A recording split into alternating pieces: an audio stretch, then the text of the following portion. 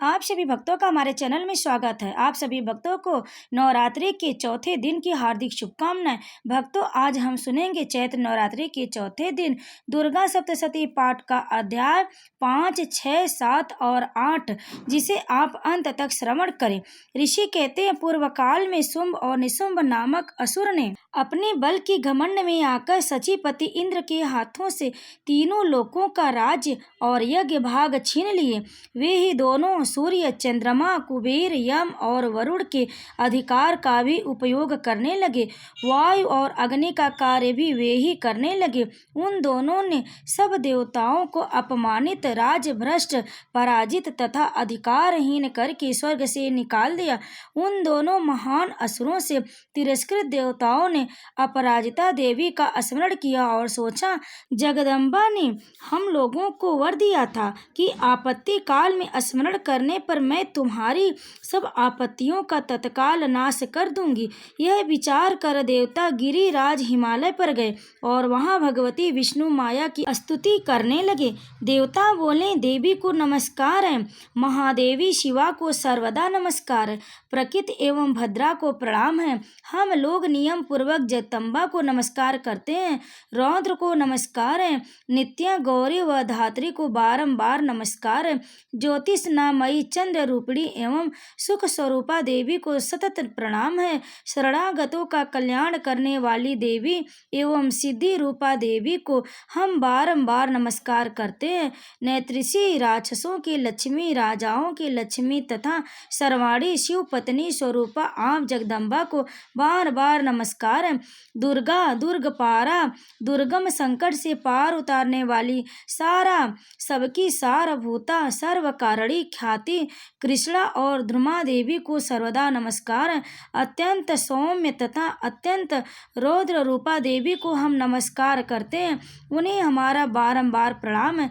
जगत की आधारभूता कृति देवी को बारंबार नमस्कार है, जो देवी सब प्राणियों में विष्णु माया के नाम से ही कही जाती है, उनको नमस्कार है, उनको नमस्कार, उनको बारंबार नमस्कार है। जो देवी सब प्राणियों में चेतना कहलाती हैं, उनको नमस्कार, उनको नमस्कार, उनको बारंबार नमस्कार है। जो देवी सब प्राणियों में बुद्धि रूप से स्थित है, उनको नमस्कार, उनको नमस्कार, उनको बारंबार नमस्कार है। जो देवी सब प्राणियों में निद्रा रूप से स्थित है, उनको नमस्कार, उनको नमस्कार, उनको बारंबार नमस्कार है। जो देवी सब प्राणियों में क्षुधा रूप से स्थित है, उनको नमस्कार, उनको नमस्कार, उनको बारंबार नमस्कार है। जो देवी सब प्राणियों में छाया रूप से स्थित है, उनको नमस्कार, उनको नमस्कार, उनको बारंबार नमस्कार है। जो देवी सब प्राणियों में शक्ति रूप से स्थित है, उनको नमस्कार, उनको नमस्कार, उनको बारंबार नमस्कार है। जो देवी सब प्राणियों में तीक्ष्ण रूप से स्थित हैं, उनको नमस्कार, उनको नमस्कार, उनको बारंबार नमस्कार है। जो देवी सब प्राणियों में शांति, क्षमा रूप से स्थित हैं, उनको नमस्कार, उनको नमस्कार, उनको बारंबार नमस्कार है। जो देवी सब प्राणियों में जाति रूप से स्थित हैं, उनको नमस्कार, उनको नमस्कार, उनको बारंबार नमस्कार है। जो देवी सब प्राणियों में लज्जा रूप से स्थित हैं, उनको नमस्कार, उनको नमस्कार, उनको नमस्कार है। जो देवी सब प्राणियों में शांति रूप से स्थित हैं, उनको नमस्कार, उनको नमस्कार, उनको बारंबार नमस्कार है। जो देवी सब प्राणियों में श्रद्धा रूप से स्थित है, उनको नमस्कार, उनको नमस्कार, उनको बारंबार नमस्कार। जो देवी हम प्राणियों के कांति रूप में स्थित हैं, उनको नमस्कार, उनको नमस्कार, उनको बारंबार नमस्कार है। जो देवी सब प्राणियों में लक्ष्मी रूप से स्थित हैं, उनको नमस्कार, उनको नमस्कार, उनको बारंबार नमस्कार है। जो देवी सब प्राणियों में वृत्ति रूप से स्थित हैं, उनको नमस्कार, उनको नमस्कार, उनको बारंबार नमस्कार। जो देवी सब प्राणियों में स्मृति रूप से स्थित हैं, उनको नमस्कार, उनको नमस्कार, उनको बारंबार नमस्कार। जो देवी सब प्राणियों में दया रूप से स्थित हैं, उनको नमस्कार, उनको नमस्कार, उनको बारंबार नमस्कार। जो देवी सब प्राणियों में तुष्टि रूप से स्थित हैं, उनको नमस्कार, उनको नमस्कार, उनको बारंबार नमस्कार। जो देवी सब प्राणियों में माता रूप से स्थित हैं, उनको नमस्कार, उनको नमस्कार, उनको बारंबार नमस्कार।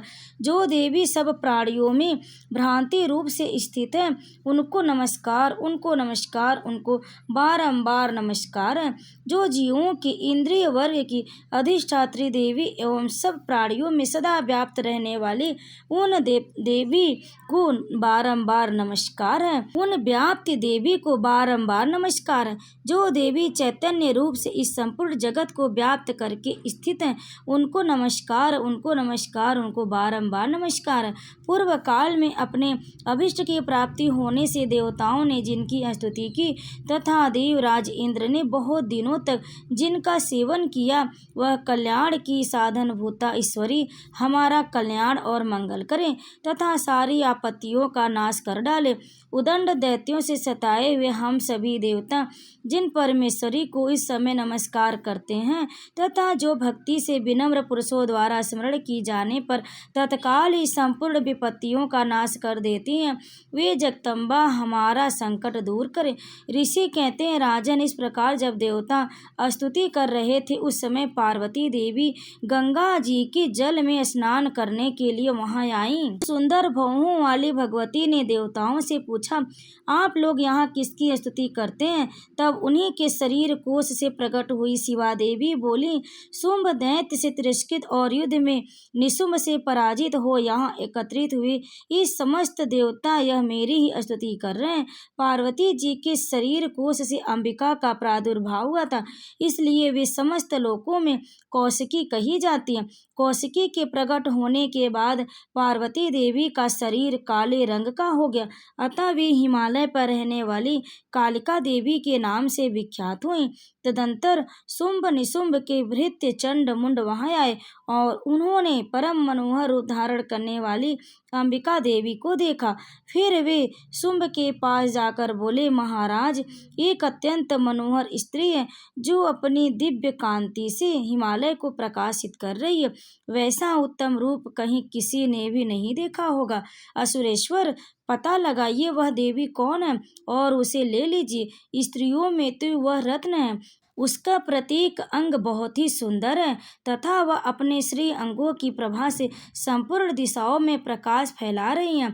दैत्यराज, अभी वह हिमालय पर ही मौजूद है, आप उसे देख सकते हैं। प्रभु, तीनों लोकों में मणि, हाथी और घोड़े आदि जितने भी रत्न हैं वे सब इस समय आपके घर में शोभा पाते हैं। हाथियों में रत्नभूत ऐरावत, यह पारिजात का वृक्ष और यह उच्च श्रवा घोड़ा, यह सब आपने इंद्र से ले लिया। हंसों से जुता हुआ यह विमान भी आपके आंगन में शोभा पाता है। यह रत्नभूत अद्भुत विमान जो पहले ब्रह्मा जी के पास था अब आपके यहाँ लाया गया है। यह महापद्म नामक निधि आप कुबेर से छीन लाए। समुद्र ने भी आपको किंजलन नाम की माला भेंट की जो केसरों से सुशोभित है और जिसके कमल कभी कुम्हलाते नहीं है। सुवर्ण की वर्षा करने वाला वरुण का छत्र भी आपके घर में शोभा पाता है तथा यह श्रेष्ठ रथ जो पहले प्रजापति के अधिकार में था अब आपके पास मौजूद है। दैत्येश्वर, मृत्यु की उत्क्रांतिता नाम वाली शक्ति भी आपने छीन ली तथा वरुण का पास और समुद्र में होने वाले सब प्रकार के रत्न आपके भाई निशुंभ के अधिकार में है। अग्नि ने भी स्वतः शुद्ध के लिए किए हुए 2 अस्त्र आपकी सेवा में अर्पित किए हैं। दैत्यराज, इस प्रकार सभी रत्न आपने एकत्रित कर लिए। फिर जो यह स्त्रियों में रत्न रूप कल्याणमयी देवी हैं इसे आप क्यों नहीं अपने अधिकार में कर लेते? ऋषि कहते हैं, चंड मुंड का यह वचन सुनकर शुंभ ने महादैत्य सुग्रीव को दूत बनाकर देवी के पास भेजा और कहा, तुम मेरी आज्ञा से उसके सामने यह बातें कहना और ऐसा उपाय करना जिससे प्रसन्न होकर वह शीघ्र ही यहाँ आ जाए। वह दूत पर्वत के अत्यंत रमणीय प्रदेश में जहाँ देवी मौजूद थी गया और मधुर वाणी में कोमल वचन बोला। दूत बोला, देवी, दैत्यराज शुंभ इस समय तीनों लोकों के परमेश्वर है। मैं उन्हीं का भेजा हुआ दूत हूँ और यहाँ तुम्हारे ही पास आया हूँ। उनकी आज्ञा सदा सब देवता एक स्वर में मानते हैं। कोई उनका उल्लंघन नहीं कर सकता। वे संपूर्ण देवताओं को परास्त कर चुके हैं। उन्होंने तुम्हारे लिए जो संदेश दिया है उसे सुनो। संपूर्ण त्रिलोकी मेरे अधिकार में, देवता भी मेरी आज्ञा के अधीन चलते हैं। संपूर्ण यज्ञों के भागों को मैं पृथक पृथक भोगता हूँ। तीनों लोकों में जितने श्रेष्ठ रत्न हैं वे सब मेरे अधिकार में हैं। देवराज इंद्र का वाहन ऐरावत जो हाथियों के रत्न के समान है मैंने छीन लिया।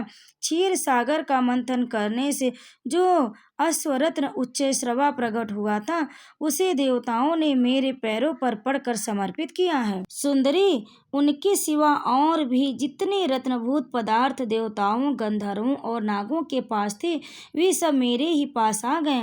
देवी, हम लोग तुम्हें संसार की स्त्रियों में रत्न मानते हैं, अतः तुम हमारे पास आ जाओ, क्योंकि रत्नों का उपभोग करने वाले हम ही हैं। चंचल कटाक्षों वाली सुंदरी, तुम मेरे यहाँ मेरे भाई महापराक्रमी निशुंभ की सेवा में आ जाओ, क्योंकि तुम रत्न स्वरूपा हो। मेरा वरण करने से तुम्हारे तुलना रहित महान ईश्वर की प्राप्ति होगी। अपने बुद्धि से यह विचार कर तुम मेरी पत्नी बन जाओ। ऋषि कहते हैं, दूत के यूं कहने पर कल्याणमयी भगवती दुर्गा देवी जो इस जगत को धारण करती हैं मन ही मन गंभीर भाव से मुस्कुराई और इस प्रकार बोली। देवी ने कहा, दूत, तुमने सत्य कहा है, इसमें तनिक भी मिथ्या नहीं है। शुंभ तीनों लोकों का स्वामी है और निशुंभ भी उसी के समान पराक्रमी है, किंतु इस विषय में मैंने जो प्रतिज्ञा कर ली है उसे मिथ्या कैसे करूं। मैंने अपनी अल्प बुद्धि के कारण पहले जो प्रतिज्ञा कर रखी थी उसे सुनो।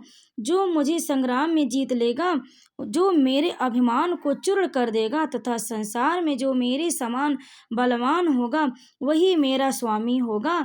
इसलिए शुंभ अथवा महादैत्य निशुंभ स्वयं ही यहाँ पधारे और मुझे जीतकर शीघ्र ही मेरा प्राणी ग्रहण कर लें। इसमें विलंब की क्या आवश्यकता।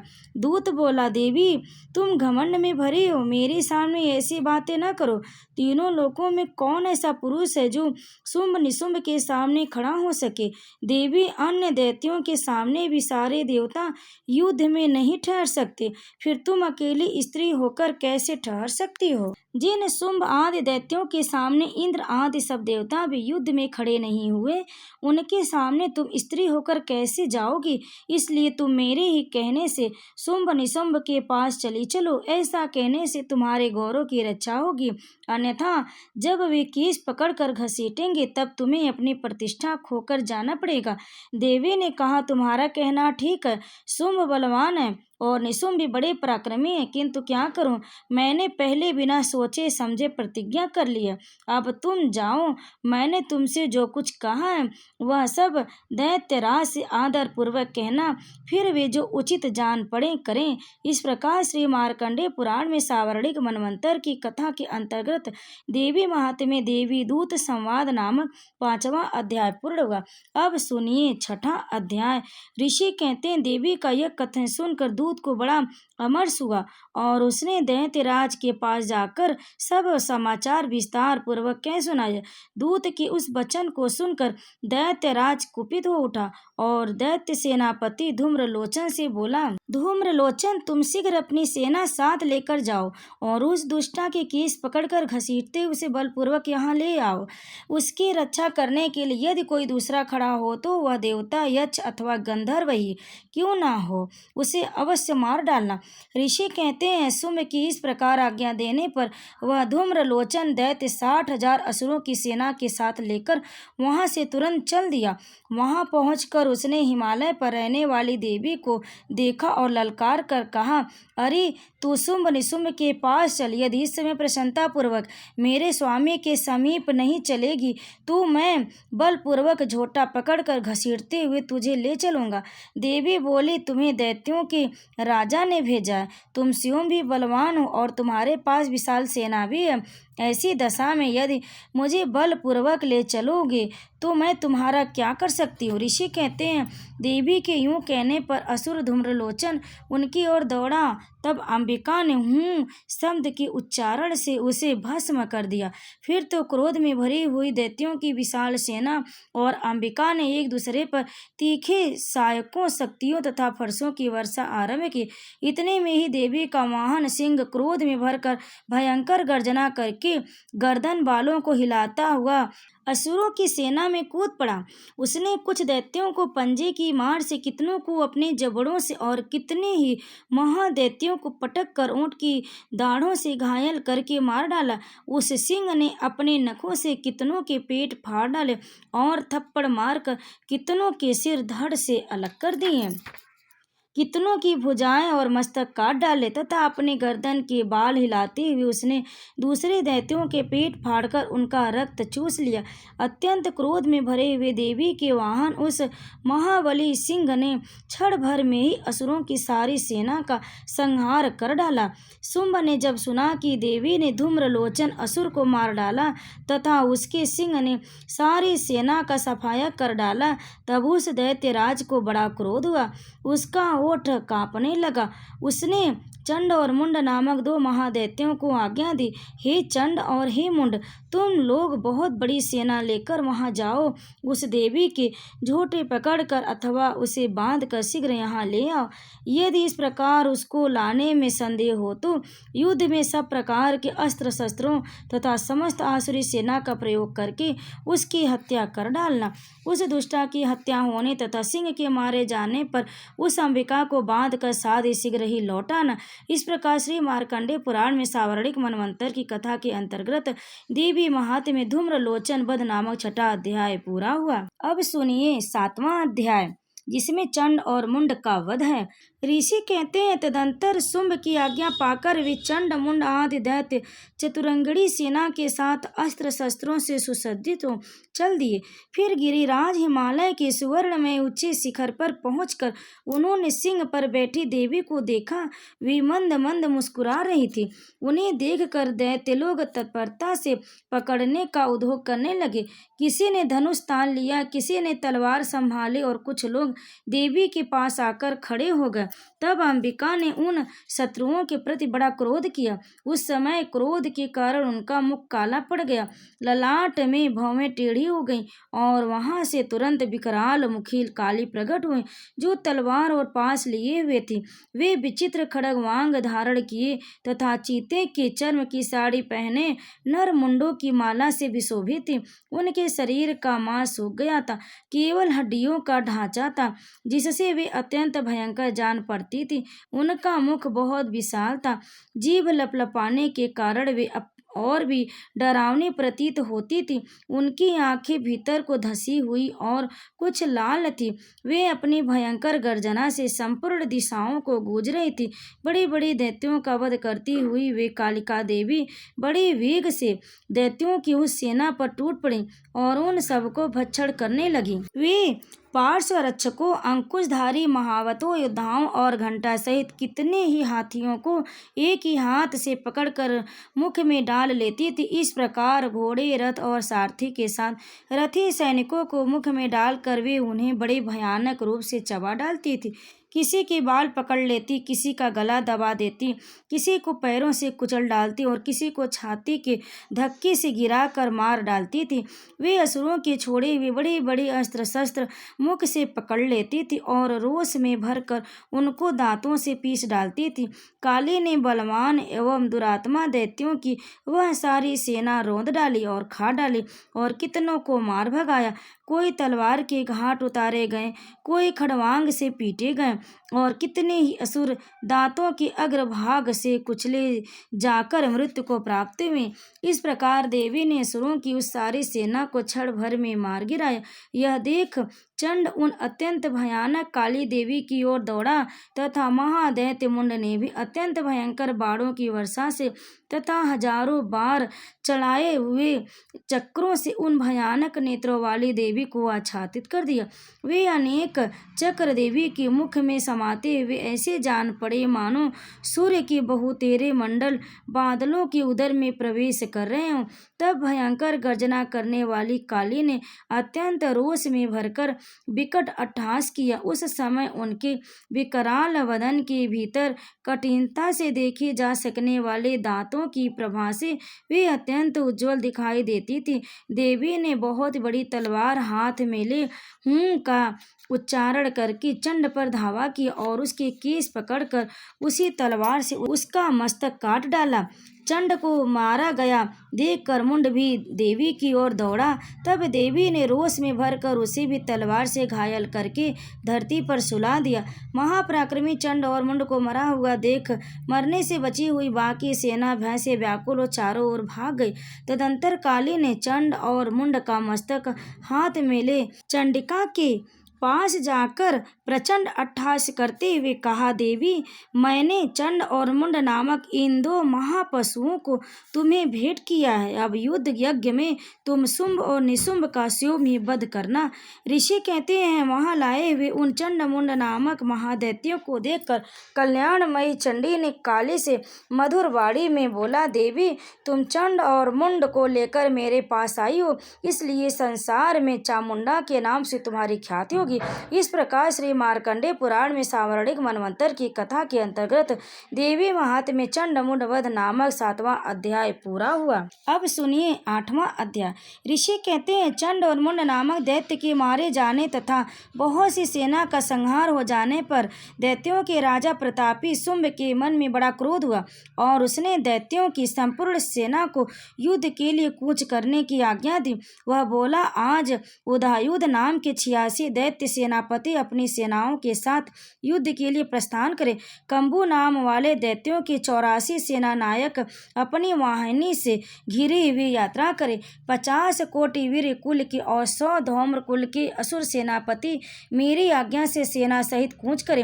कालक, दोहर्द, मौर्य और काल के असुर भी युद्ध के लिए तैयार हो मेरी आज्ञा से तुरंत प्रस्थान करे। भयानक शासन करने वाले असुर राज शुंभ इस प्रकार आज्ञा दे सहस्त्रों बड़ी बड़ी सेना के साथ युद्ध के लिए प्रस्थित हुए। उनकी अत्यंत भयंकर सेना आती देख चंडिका ने अपने धनुष की टंकार से पृथ्वी और आकाश के बीच का भाग गुजा दिया। राजन, तदंतर देवी के सिंह ने भी बड़े जोर जोर से दहाड़ना आरंभ किया। फिर अंबिका ने घंटे के शब्द से उन ध्वनि को और भी बढ़ा दिया। धनुष की टंकार, सिंह की दहाड़ और घंटे की ध्वनि से संपूर्ण दिशाएं गूंज उठी। उस भयंकर शब्द से काली ने अपने विकराल मुख को और भी बढ़ा लिया और इस प्रकार से विजयिनी हुई। उस तुमुल नाद को सुनकर दैत्यों की सेनाओं ने चारों ओर से आकर चंडिका देवी, सिंह तथा काली देवी को क्रोध पूर्वक घेर लिया। राजन, इसी बीच में असुरों के विनाश तथा देवताओं के अभ्युदय के लिए ब्रह्मा, शिव, कार्तिकेय, विष्णु तथा इंद्र आदि देवियों की शक्तियां जो अत्यंत पराक्रम और बल से संपन्न थी, उनके शरीर से निकलकर उन्हीं के रूप में चंडिका देवी के पास गई। जिस देवता का रूप जैसा, वैसी वेशभूषा और वैसा वाहन है, ठीक वैसे ही साधनों से संपन्न हो उसकी शक्ति असुरों से युद्ध करने के लिए आई। सबसे पहले हंस युक्त विमान पर बैठी हुई अक्ष, सूत्र और कमंडल से सुशोभित ब्रह्मा जी की शक्ति उपस्थित हुई, जिन्हें ब्रह्माणी कहते हैं। महादेव जी की शक्ति वृषभ पर आरूढ़ हाथों में श्रेष्ठ त्रिशूल धारण किए, महानाग का कंकड़ पहने, मस्तक में चंद्र रेखा से सुशोभित हो वहां आई। कार्तिकेय जी की शक्ति रूपा जगदम्बिका का उन्हीं का रूप धारण किए श्रेष्ठ मयूर पर आरूढ़ हो हाथ में शक्ति लिए दैत्यों से युद्ध करने के लिए आई। इसी प्रकार भगवान विष्णु की शक्ति गरुड़ पर विराजमान हो शंख, चक्र, गदा, सांग, धनुष तथा खड्ग हाथ में लिए वहां आई। अनुपम यज्ञ वराह का रूप धारण करने वाली श्री हरि की जो शक्ति है, वह भी वराह शरीर धारण करके वहां उपस्थित हुई। नारसिंही शक्ति भी नृसिंह के समान शरीर धारण करके वहां आई। उसके गर्दन के बालों के झटके से आकाश के तारे बिखरे पड़ते थे। इसी प्रकार इंद्र की शक्ति वज्र हाथ में लिए गजराज रावत पर बैठकर आई। उसके भी सहस्त्र नेत्र थे। इंद्र का जैसा रूप वैसा ही उसका भी था। तदंतर उन देव शक्तियों से घिरे महादेव जी ने चंडिका से कहा, मेरी प्रसन्नता के लिए तुम शीघ्र ही उन असुरों का संहार करो। तब देवी के शरीर से अत्यंत भयानक और परम उग्र चंडिका शक्ति प्रकट हुई, जो सैकड़ों गिदड़ियों की भांति आवाज करने वाली थी। उस अपराजिता देवी ने धूमिल जटा वाले महादेव जी से कहा, भगवान, आप शुंभ निशुंभ के पास दूत बनकर जाइए और उन अत्यंत गर्वीले दानों शुंभ और निशुंभ दोनों से कहिए, साथ ही उनके अतिरिक्त जो भी दानव युद्ध के लिए वहां उपस्थित हो उनको भी यह संदेश दीजिए, दैत्यों, यदि तुम जीवित रहना चाहते हो तो पाताल को लौट जाओ, इंद्र को त्रिलोकी का राज्य मिल जाए और देवता यज्ञ भाग का उपभोग करें। यदि बल की घमंड में आकर तुम युद्ध की अभिलाषा रखते हो तो आओ, मेरी सिवाएं योगिनियां तुम्हारे कच्चे मांस से तृप्त हो।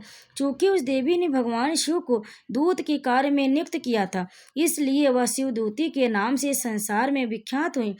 वे महादैत्य भी भगवान शिव के मुख से देवी के वचन सुनकर क्रोध में भर गए और जहाँ कात्यायनी विराजमान थी उस ओर बढ़े। तदंतर वे दैत्य अमरस में भरकर पहले ही देवी के ऊपर बाढ़, शक्ति और सृष्टि आदि अस्त्रों की वृष्टि करने लगे। तब देवी ने भी खेल खेल में ही धनुष की टंकार की और उसे छोड़े हुए बड़े बड़े बाणों द्वारा दैत्यों के चलाए हुए बाढ़, शूल, शक्ति और फरसों को काट डाला। फिर काले उनके आगे होकर शत्रुओं को शूल के प्रहार से विदृढ़ करने लगी और खड़वांग से उनका कमचोर निकालती हुई रणभूमि में विचरने लगी। ब्रह्माणी भी जिस जिस ओर दौड़ती उसी उसी ओर अपने कमंडल का जल छिड़ककर शत्रुओं के ओज और पराक्रम को नष्ट कर देती थी। महेश्वरी ने त्रिशूल से तथा वैष्णवी ने चक्र से और अत्यंत क्रोध में भरी हुई कुमार कार्तिकेय की शक्ति ने शक्ति से दैत्यों का संहार कर दिया और इंद्र शक्ति के वज्र प्रहार से विदीर्ण हो सैकड़ों दैत्य दानों रक्त की धारा बहाते हुए पृथ्वी पर सो गए। वराही शक्ति ने कितनों को अपने थुथुन की मार से नष्ट किया, दाढ़ों के अग्रभाग से कितनों की छाती भेद डाली तथा कितने ही दैत्य उसके चक्र की चोट से विदृढ़ होकर गिर पड़े। नारसिंही भी दूसरे दूसरे महादैत्यों को अपने नखों से विदृढ़ करके खाती और सिंहनाद से दिशाओं एवं आकाश को गुजाती हुई युद्ध क्षेत्र में विचरने लगी। कितने ही असुर शिवदूती की प्रचंड अट्टहास से अत्यंत भयभीत हो पृथ्वी पर गिर पड़े और गिरने पर उन्हें शिवदूती ने उस समय अपना ग्रास बना लिया। इस प्रकार क्रोध में भरे हुए मातृगणों को नाना प्रकार के उपायों से बड़े बड़े असुरों का मर्दन करते देख दैत्य सैनिक भाग खड़े हुए। मातृगणों से पीड़ित दैत्यों को युद्ध से भागते हुए रक्तबीज नामक महादैत्य क्रोध में भरकर युद्ध करने के लिए आया।